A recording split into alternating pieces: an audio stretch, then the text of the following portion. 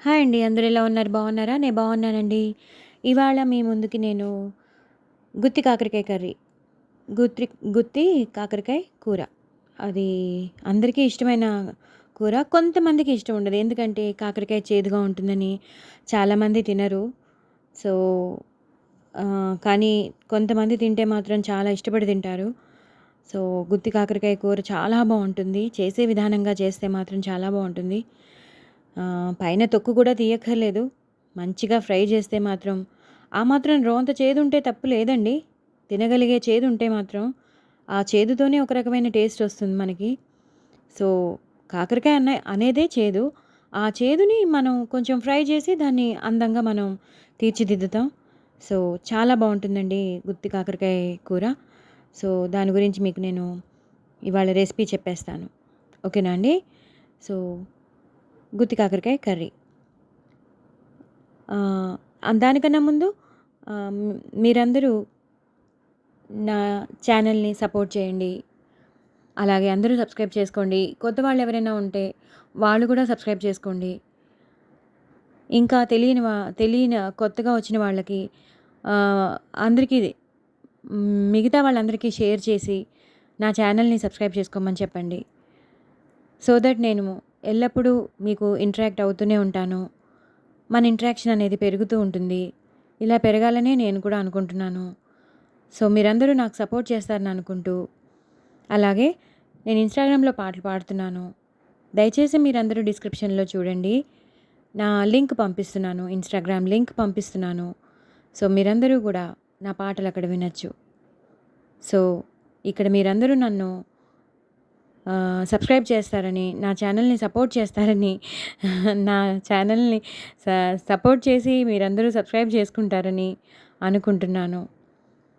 So, నేనేమైనా తప్పుగా మాట్లాడితే క్షమించండి. బట్ మీ సహాయం నాకు కావాలి. మీ హెల్ప్ నాకు కావాలి. మీ సపోర్ట్ నాకు కావాలి. మీరందరూ నా ఫ్యామిలీ మెంబర్స్, నా ఫ్రెండ్స్. ఏంటో సబ్స్క్రైబర్స్ అంటే దూరం అయిపోతానేమో. అందుకే నేను సబ్స్క్రైబర్స్ అనను. నా ఫ్యామిలీ మెంబర్స్ అంటాను. నా ఫ్రెండ్స్ అని అంటాను. ఫ్రెండ్స్ అనొచ్చు, ఫ్యామిలీ మెంబర్స్. ఎందుకంటే వాళ్ళందరికీ మనం ఏదైనా పంచుకోగలం. మన కష్టం వచ్చినా, సుఖం వచ్చినా ఇద్దరిలోనే మనం పంచుకోగలం కాబట్టి. సబ్స్క్రైబర్స్ అంటే స్ట్రేంజర్స్ అయిపోతారు. సో, స్ట్రేంజర్స్‌గా మిమ్మల్ని చూడడం నాకిష్టం లేదండి. సో, మీరందరూ నా ఫ్రెండ్స్, నా ఫ్యామిలీ మెంబర్స్. ఓకేనా అండి? అలాగే నా మంచి కోరుకునేవాళ్ళు. సో, మీరందరూ నా శ్రీవల్లి టాకీస్‌ని సబ్స్క్రైబ్ చేసుకోండి. Please, please, please. ఎవరైతే సబ్స్క్రైబ్ చేసుకోలేదో వాళ్ళందరూ తప్పకుండా చేసుకోండి. కొత్త వాళ్ళు ఎవరైనా ఉంటే వాళ్ళు కూడా సబ్స్క్రైబ్ చేసుకోండి. అందరికీ లైక్ చేయండి, షేర్ చేయండి. పక్కన ఒక గంట సింబల్ ఉంటుంది. దాన్ని జస్ట్ ఇట్లా కొడితే చాలండి. ఓకే. ఇప్పుడు మనం గుత్తి కాకరకాయ కూర స్టార్ట్ చేసేద్దాం. గుత్తి కాకరకాయ కూర అనేది చాలా చాలా టేస్టీగా ఉంటుందని నేను ఇందాకనే చెప్పేశాను. కాకరకాయలు తెచ్చుకోండి. కాకరకాయలు తెచ్చుకున్నాక వాటిల్ని శుభ్రంగా కడిగేయండి. కడిగేశాక మరి కాకరకాయని బట్టి ఒకవేళ పెద్ద కాకరకాయ అయితే అంటే చాలా పెద్ద పెద్ద కాకరకాయలుంటాయి. అవైతే 4 చేయండి. లేదు మీడియం సైజ్ కాకరకాయలైతే 3 చేయండి.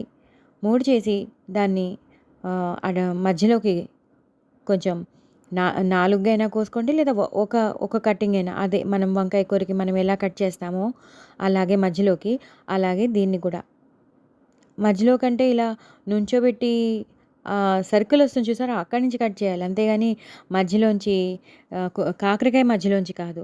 ఇలా కాకరకాయని ఇలా నుంచోబెడితే ఇలా సర్కిల్ వస్తుంది కదండీ! గింజలు కనబడుతూ అక్కడి నుంచి కట్ చేయాలి. అంటే మనం వంకాయని మనం ఎలా కట్ చేస్తామో అలాగా. సో, అందరికీ తెలిసే ఉండుండొచ్చు. అయినా సరే నేను క్లియర్‌గా చెప్తున్నాను. సో, కట్ చేసి పెట్టేసుకోండి అన్నీ. పెట్టేసుకున్నాక మీరు ఫస్టు గుత్తి కాకరకాయకి మీరు ఫస్ట్ రెడీ చేసి పెట్టేసుకోండి. గుత్తి కాకరకాయకి మనం రకరకాల మసాలాలు యూజ్ చేయొచ్చు. కొంచెం ఉల్లిపాయలును, వెల్లుల్లిపాయలు, కారం, ఆహ్, ఎండుమిరపకాయలు ఇవన్నీ కలిపి ఆహ్, ఒక ఒక కారం తయారు చేయొచ్చు. ఉల్లిపాయలు, మన ఉల్లిపాయలు ఉంటాయి కదండీ! ఆ ఉల్లిపాయల్ని, అలాగే వెల్లుల్లిపాయల్ని, రొంత జీలకర్ర వేసి, రొంత ఎండుమిరపకాయలు వేసి, ఎండుమిరపకాయలని కొంచెం నీళ్ళల్లో నానబెడితే అవొక కొంచెం మెత్తగా అయ్యేసరికి దాని టెక్స్చర్ మారిపోతుందండి గ్రైండ్ అయ్యేసరికి. మనకి సాస్ ఉంటుంది చూసారా? కొరివి కారంలాగా తయారవుతుందది. అంటే కచ్చా బిచ్చాగా అవుతుంది. చాలా టేస్టే మారిపోతుంది ఎండుమిరపకాయది. అంటే ఎర్రగా అయిపోతుంది. మనం ఎప్పుడైతే కొంచెం 5 మినిట్స్ నీళ్ళల్లో పెట్టేసరికి. సో, నీళ్ళల్లో ఉడకబెట్టిన కొన్ని ఎండుమిరపకాయలు, అలాగే కొంచెం కారం వేసేసి, మనం వెల్లుల్లిపాయలు వేసేసి, తగినంత ఉల్లిపాయలు వేసేసి, ఆ ఉల్లి కారం తయారు చేసుకోవచ్చు. అలాగే మనం మామూలుగా గుత్తి కాకరకాయకి మనం పొడి తయారు చేసి పెట్టుకుంటాం కదండీ! ధనియాలు, జీలకర్ర, మిరియాలు, మినపప్పు, శనగపప్పు, పల్లీలు, నువ్వులు, ఎండుమిరపకాయలు, ఇంకా మిగతా వాళ్ళు ఏవేవి వేసుకుంటారో, ఎండు కొబ్బరి వేసుకునేవాళ్ళు ఎండు కొబ్బరి, గసగసాలు వేసుకునేవాళ్ళు గసగసాలు, కొంతమంది కొన్ని తీసేస్తారు, కొన్ని వేస్తూ ఉంటారు. సో, మీ అనుగుణంగా మసాలా అయితే మీ అనుగుణంగా మీకేది ఇష్టమో అది. నేను మాత్రం గుత్తిది చెప్పేస్తున్నాను. సో, మీ అనుగుణంగా మీకిష్టమైన మసాలాని మీరు రెడీ చేసి పెట్టుకోండి.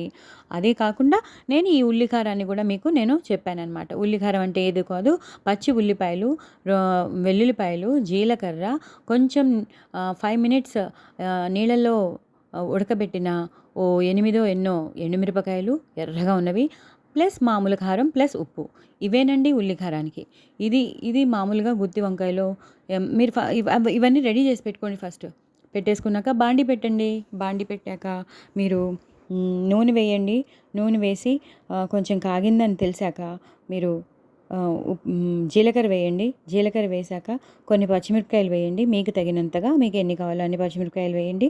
అలాగే నేను ర్యాండమ్‌గా చెప్పేస్తున్నానండి. ఇటు ఉల్లి కారానికి చెప్తున్నాను, ఇటు మామూలు గుత్తి కారానికి చెప్తున్నాను. గుత్తి కాకరకాయకి చెప్తున్నాను, మామూలుగా గుత్తి కాకరకాయ ఉల్లి కారానికి చెప్తున్నాను. సో, మీరు అన్నీ అయిపోయాక ఇప్పుడు నేను గుత్తి ఉల్లి కారానికి చెప్పేస్తున్నాను. చాలా తొందరగా అయిపోతుంది కదా! అందుకని నేను గుత్తి ఉల్లి కారానికి చెప్తాను. నెక్స్ట్ గుత్తి కాకరకాయది చెప్తాను. సో, జీలకర్ర వేశారు, పచ్చిమిరపకాయలు వేశారు, అంత కరివేపాకు వేశారు, పసుపు వేశారు, కొంచెం ఉల్లిపాయలు వేసేయండి. ఒక ఉల్లిపాయ తరిగిన ఉల్లిపాయలు ఒక ఉల్లిపాయని తరిగితే ఎన్ని ముక్కలు వస్తాయో సన్నగా అవి తరిగి వేసేయండి. అవి బాగా వేగిపోయాక పసుపు వేసేసేయండి. పసుపు వేసాక కొంచెం ఉప్పు వేసేయండి. ఉప్పు వేసాక అవి కూడా వేగిపోయాక అప్పుడు మీరు ఈ కాకరకాయల్ని ఇవన్నీ వేసే ముందే ఒకసారి నూనెలో కాకరకాయల్ని వేయించి పెట్టేసుకోండి. ఈ పోపు వేసే ముందే ఈ జీలకర్ర, పచ్చిమిరపకాయలు, ఈ ఉల్లిపాయలు వేసే ముందే ఒకసారి బాండీలో నూనె వేసి ఒక 5, 10 నిమిషాలు సిమ్‌లో పెట్టి కాకరకాయలని వేయించి పెట్టేసుకోండి. సో దట్ ఫస్ట్ ఆ ఫ్రై అయ్యేసరికి దాన్ని చేదిపోతుంది. రెండోది టేస్ట్ ఎన్హాన్స్ అవుతుంది. ఎంత ఫ్రై అయితే కాకరకాయ అంత టేస్టీగా ఉంటుంది. సో, మీరేం చేస్తారంటే అలా నూనెలో వేయించి పెట్టేసుకోండి. ఇప్పుడు మళ్ళీ ఈ ట్రాక్‌లోకి వచ్చేద్దాం. మన ఉల్లికారం ట్రాక్‌లోకి వచ్చేద్దాం. సో, ఉల్లిపాయలు వేశారు, అన్నీ వేశారు. ఇప్పుడు మీరు ఈ ఉల్లికారం మసాలా ముద్దని ఒక దాంట్లోకి తీసుకుని, డిష్‌లోకి తీసుకుని, ఆ మసాలాని వేగించిన అదే బాగా వేగిన ఈ కాకరకాయ దాంట్లో స్టఫ్ చేసేసేయండి. అదే మాట ఆ ఉల్లికారమే స్టఫింగ్ అనమాట. దాంట్లో స్టఫ్ చేసేసేయండి.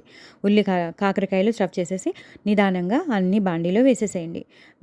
వేసేసాక కొంచెం నూనె పోయండి. కొంచెం నూనె పోసేసి కొంచెం నీళ్లు జల్లండి. ఒక గుప్పెడు 2 సార్లు గుప్పెడు నీళ్లు తీసుకుని జల్లేసేసి మూత పెట్టేసి దాని మీద ఆ మూత మీద కొంచెం నీళ్లు పోసి పెట్టండి.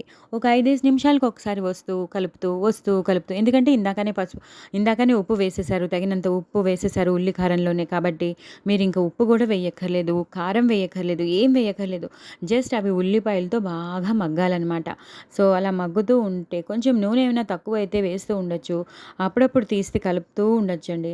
అది బాగా మసాలా అంతా మంచి నూనె వదిలేస్తూ ఉంటుంది. నూనె వదిలేసి మంచి వాసన వస్తుంది, ఫ్లేవర్ వస్తూ ఉంటుంది. సో, అంతేనండి. అయిపోయాక కొత్తిమీరతో గార్నిష్ చేసేసుకోండి. మీ కాకరకాయ ఉల్లికారం రెడీ. ఇప్పుడు గుత్తి కాకరకాయ ఎలా చేయాలి అంటే, గుత్తి కాకరకాయ చాలా ఈజీ అండి. ఇందాక చెప్పినట్టు మనం వంకాయకి చేసి పెట్టుకుంటాం కదండీ! మినపప్పు, శనగపప్పు, అలాగే పల్లీలు, నువ్వులు, ఎండుమిరపకాయలు, ధనియాలు, జీలకర్ర, కొంచెం మిరియాలు ఇవన్నీ వేస్తాం కదండీ! ఎండుమిరపకాయలు, కొబ్బరి వేసుకునేవాళ్ళు కొబ్బరి వేసుకుంటారు. గసగసాలు వేసుకునేవాళ్ళు గసగసాలు వేసుకుంటారు. గసగసాలు వేసుకున్నప్పుడు ఈ మినపప్పు, శనగపప్పు తీసేస్తారు. లేదు మామూలుగా చేసుకునేవాళ్ళు రకరకాల గుత్తి వంకాయలుంటాయి గాబట్టి, మీరు ఏ మసాలా తీసుకున్నా మీ ఇష్టమండి. ఏ మసాలా తీసుకున్నా మీ ఇష్టం. బట్ మీరు ఏది చేసినా ఫస్ట్ కాకరకాయల్ని మాత్రం కంప్లీట్‌గా మంచిగా నూనెలో చక్కగా వేయించి పెట్టేసుకోండి. బాగా దాంట్లో ఉన్న నీరు వెళ్ళిపోయాయి. అది బాగా దాని కలర్ మారుతుంది. ఒక బ్రౌనిష్ కలర్‌లో తయారవుతాయి కాకరకాయలు. ఆ బ్రౌనిష్‌గా అయిపోయినప్పుడు తీసి పెట్టేసుకోండి పక్కన. అప్పుడు మీరు తయారు చేసి పెట్టుకున్న మసాలాని తీసుకొని మీరు తప్పకుండా మసాలాని కాకరకాయలో కూరండి. ఆ స్టఫ్‌ని ఆ కాకరకాయలో స్టఫ్ చేసేసి మెల్లిమెల్లిగా ఉల్లిపాయలేసుకునేవాళ్ళు ఉల్లిపాయలు వేసుకోవచ్చు. అక్కర్లేదండి అనేవాళ్ళు అక్కర్లేదు. కానీ ఉల్లిపాయలు వేసుకుంటే కూడా బావుంటుంది. జస్ట్ జీలకర్ర, 2 ఉల్లిపాయ ముక్కలు బాగా వేయించేసి, అల్లం వెల్లుల్లి పేస్ట్ వేసుకునేవాళ్ళు వేసుకోవచ్చు. అక్కర్లేదనుకునేవాళ్ళు స్కిప్ చేసేయొచ్చు. నేనైతే వెయ్యనండి. సో, మిగతా వాళ్ళు ఎవరైనా వేసుకోవాలనుకున్న వాళ్ళు, ఇంకొంచెం మసాలా ఎన్హాన్స్ అవ్వాలనుకున్న వాళ్ళు తప్పకుండా వేసుకోవచ్చు. ఉల్లిపాయలు వేసుకోవచ్చు. అదే ఉల్లిపాయలు వేసుకున్నాక పసుపేసుకున్నాక అప్పుడు ఏదైతే మసాలా మీరు కూరి పెట్టుకున్నారో కాకరకాయల్లో, ఆ కూరి పెట్టుకున్న కాకరకాయలని బాగా వేసేసి కొంచెం కరివేపాకు వేసేసి కొంచెం ఇందాకట్లాగే నేను చెప్పినట్టు కొంచెం నీళ్లు జల్లండి. 2 గుప్పిళ్ళు నీళ్లు జల్లండి. అలాగే ఈ పొడిని వంకాయ మనం వంకాయ కూర కోసం చేసుకునే గుత్తి వంకాయ కూర కోసం చేసుకునే పొడి ఉంటుంది కదా! ఆ పొడి మనం దీనికి కూడా వాడతాం కాబట్టి ఆ పొడిని కాకరకాయకి కూడా అదే వాడతాం కాబట్టి ఆ పొడిని మీరు కొంచెం పక్కకు తీసి పెట్టుకోండి. సో దట్ లాస్ట్‌లో ఒకసారి వేయాలండి. ముందంతా కూరేస్తారు. ముందు కాకరకాయలో కూరేస్తారు. తర్వాత దించాక కొంచెం పొడి వేస్తారు. వేసేసాక లాస్ట్‌లో కూడా ఒకసారి ఫ్రెష్‌గా ఈ పొడిని వేయాలి. సో దట్ దాని కూర చాలా టేస్టీగా, ఫ్రెష్‌గా అప్పుడే చేసినట్టు ఉంటుందన్నమాట. ధనియాలు ఎక్కువ వేయాలి. చాలా నేను ఇందాక చెప్పినట్టు మీకు తెలుసు, అందరికీ తెలుసు వంకాయ కూర మసాలా చాలా టేస్టీగా ఉంటుంది కదండీ! మీకు తెలుసు కదా! ధనియాలు ఎక్కువ వేయాలి. మినపప్పు, శనగపప్పు, పల్లీలు, నువ్వులు, ఎండుమిరపకాయలు, జీలకర్ర, మిరియాలు ఇవన్నీ వేసుకునేవాళ్ళు ఒకళ్ళుంటారు. లేదా కొంతమంది గసగసాలు, నువ్వులు, కొబ్బర ఇవన్నీ వేసుకునేవాళ్ళు, లవంగం, దాల్చిన చెక్క ఇవన్నీ వేసుకునేవాళ్ళు వేరేగా ఉంటారు అంటే వేరే వేరే మసాలాలుంటాయి.